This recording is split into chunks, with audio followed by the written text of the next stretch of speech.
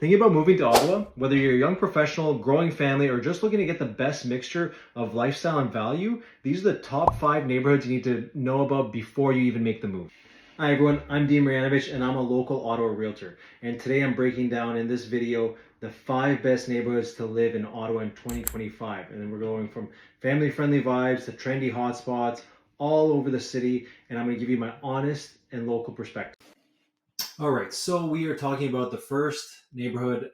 This one is one of my absolute favorites. It's Westboro. So this area here is very, very central to Ottawa. It's more towards the west end side of the city. It's about a 15-minute drive or 11-minute drive to downtown. Right now it's 6 p.m., so there is probably some traffic there.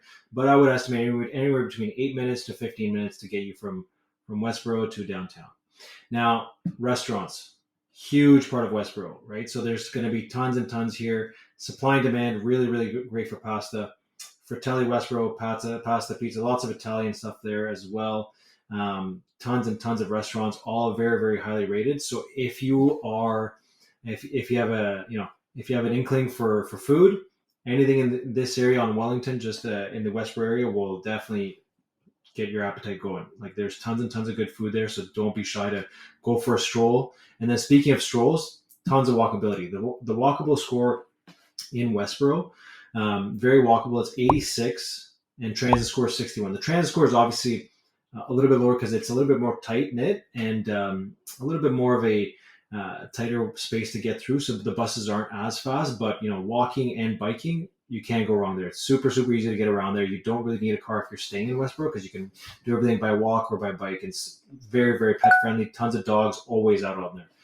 And then obviously for listings, like right now, the price points go from anywhere really, depending on what you're looking for. If you're looking for, condos, if you're looking for freeholds, there's tons of stuff. There's also tons of rentals. So if you're just looking to rent a place in the meantime while you find your dream home, there's some available, right? But if you're looking for a super high-end luxury area, you can find homes like this very, very easily.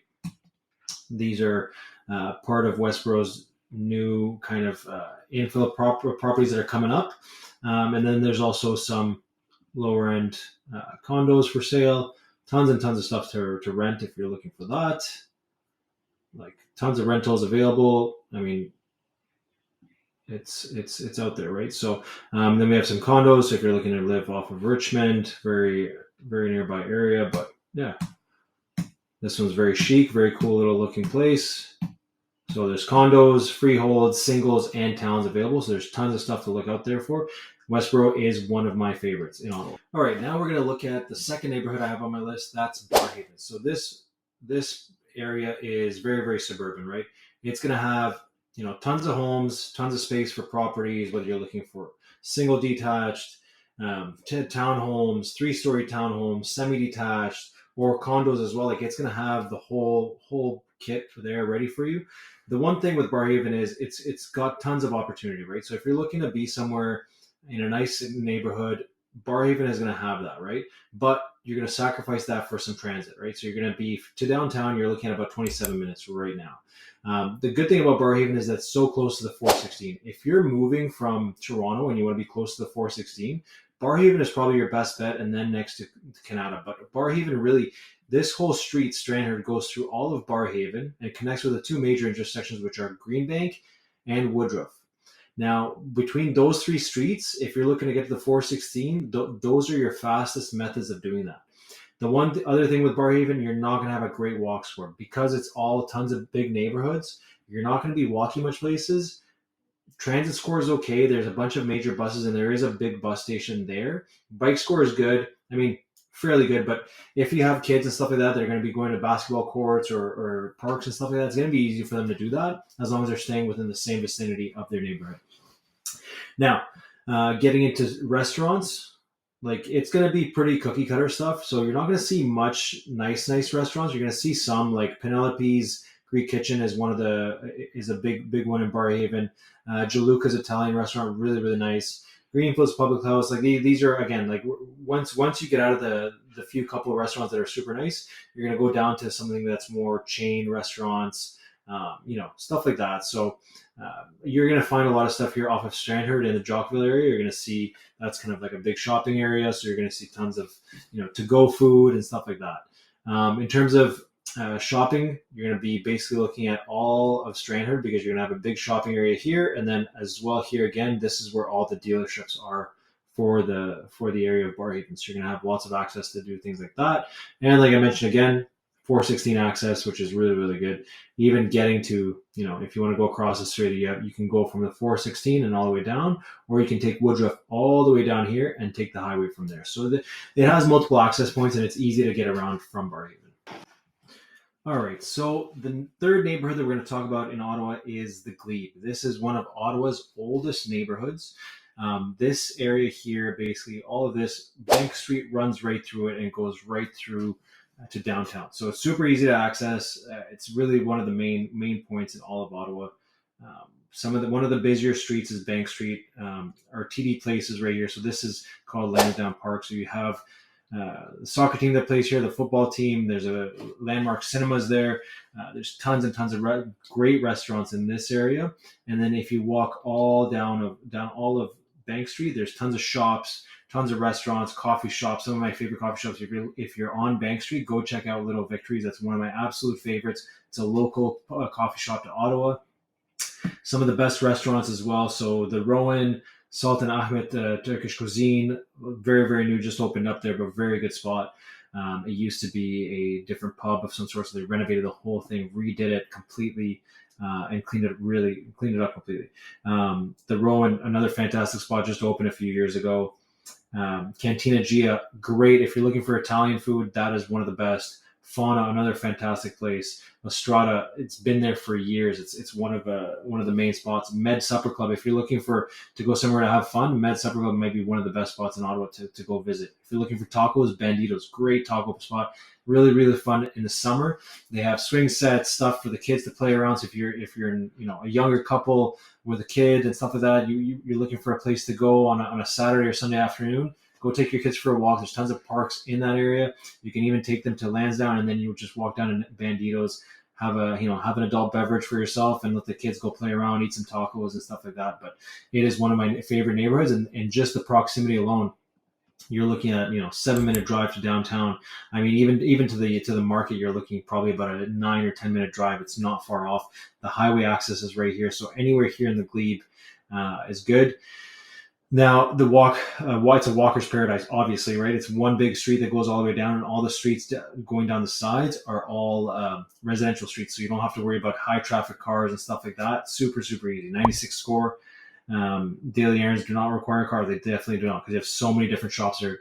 Anyways, I won't keep going on that, but transit scores are okay. Like, it's not bad. Again, you're on a pretty jam-packed street with people going in and out, so the transit isn't going to be that great, but very, very bikeable, very easy to bike in and out.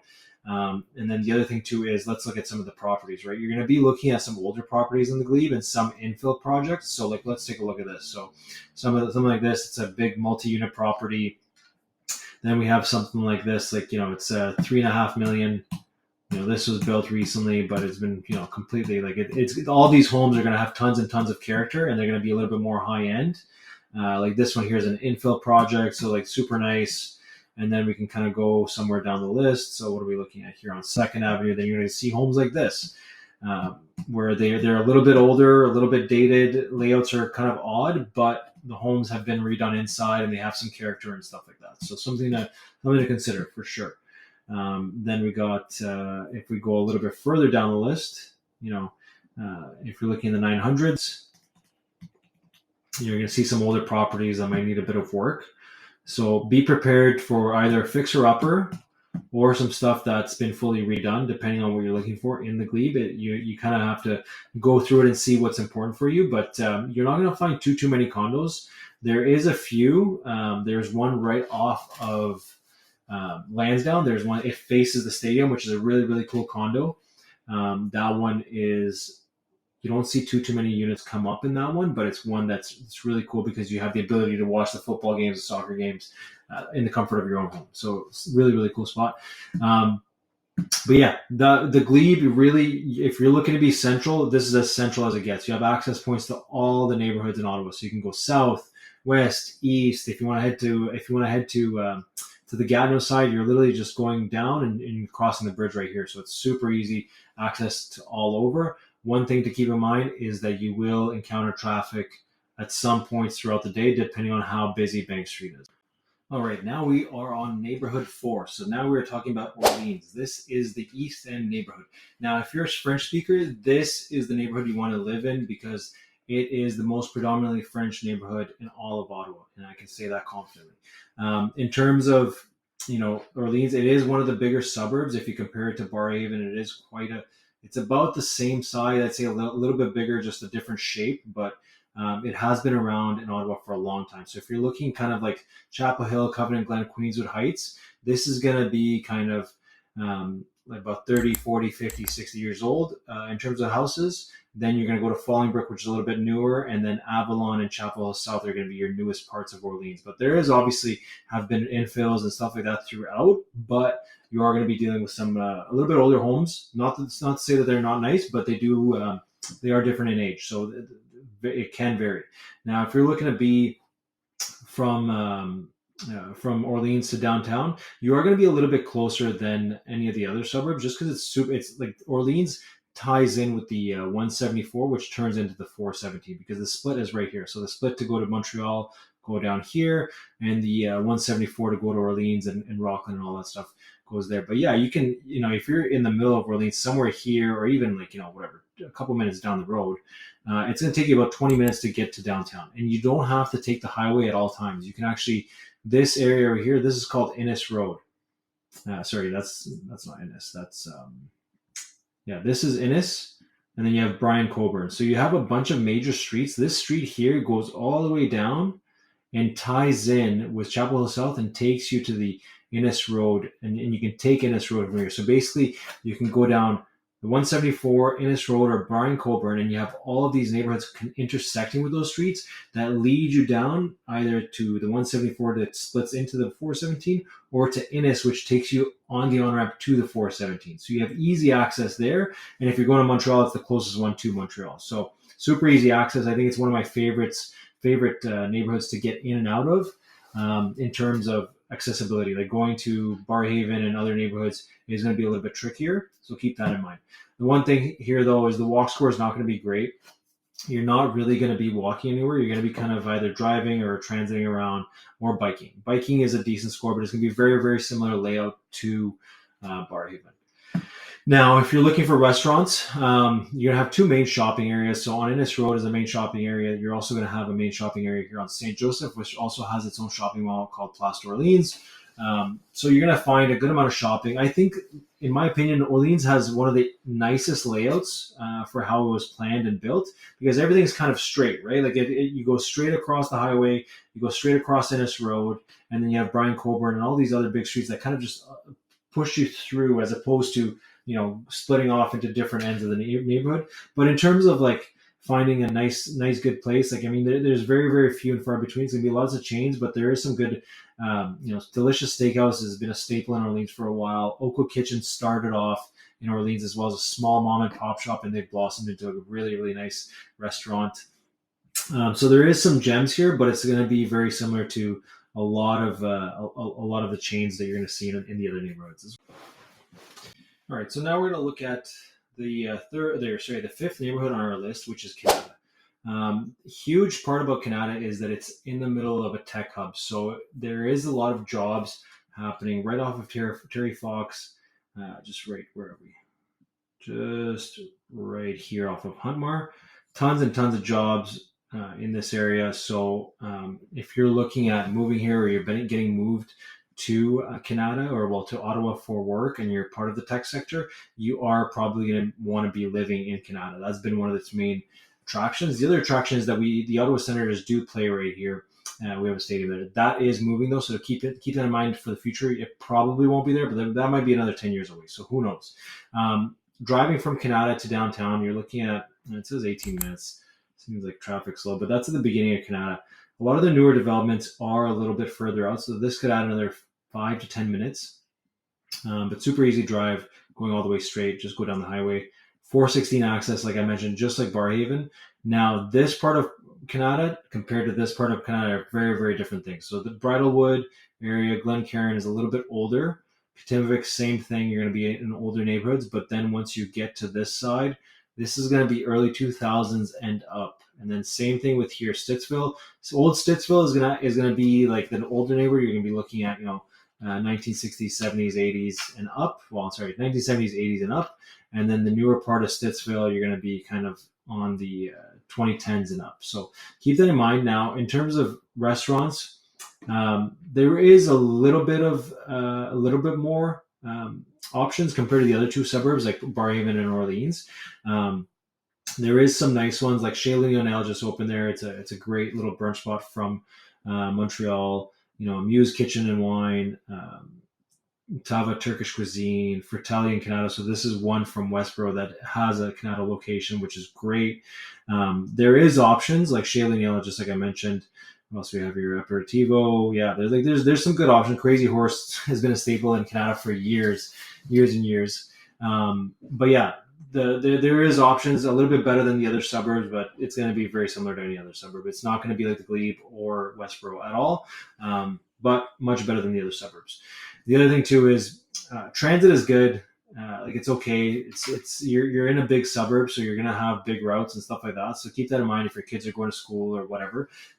It is very bikeable though. Like the bike routes are pretty easy in Kanata, so positive there. But in terms of walking, you're not going to be doing much walking, right? Like it's going to be, you're going to be like walking in your local neighborhoods, but you're not going to be walking from one side of Canada to the other. It's going to be, you're going to be strictly driving for the most part on that.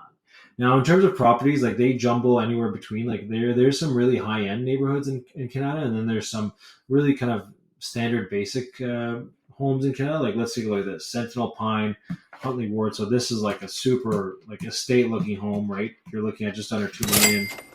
It just hit the market, and then we can also go down. So that's Huntley Ward, a little bit further down north in Canada. And then we can look at this. This is a standard townhome in Canada, Morgan's Grant. So I believe this is a late 90s, early 2000s build. $595. You can expect prices like that. Then there's condos as well. So they're not going to be high-rise condos. They're going to be kind of these low-rise, mid-rise condos, which are not bad. Some of the fees are not too bad at all, but they are well-maintained. So that's a big thing there. Again, another townhome in Kanata. This one's dated. This is early 90s, so it's the older part of Kanata, or Stittsville, sorry. But yeah, then you can see properties like this. Single homes, $799. Fairly new. I want to say this is within the last 5 to 7 years, roughly. I'm not looking at any of the stats. I'm just kind of going through it based on what I see. Yeah, pretty standard, $799. Then we got what else? $599 for that. Old carp. $1 million. What does $1 million get you here in Canada? We got a pretty large detached home, a little bit older, but tons and tons of space. Looks like a very, very high square footage home. It is older, so something to consider there. But yeah, there is tons of opportunity. I think the big thing in Canada is going to be the tech sector, where if you're moving to Canada, it's really for that purpose. If you're just moving to Ottawa to see, you have tons more options. You don't have to go to Canada. It is a really nice suburb. It's really, really quiet. Like it's more on the quiet end than some of the other suburbs. But it is a really nice one. There's tons of space. There's tons of things to do. Golf courses. There's tons of golf courses in that area as well. So if you're looking for golf, that might be an option for you there. Now, if you're thinking of buying, selling, or just want to get a better idea of the specific neighborhood that you're in and what you're looking to do, feel free to book my Calendly link below, and we can get together on a one-on-one call. It's all free. You don't have to commit to anything. It's more for us to understand what you're looking for and see if I can even help you out.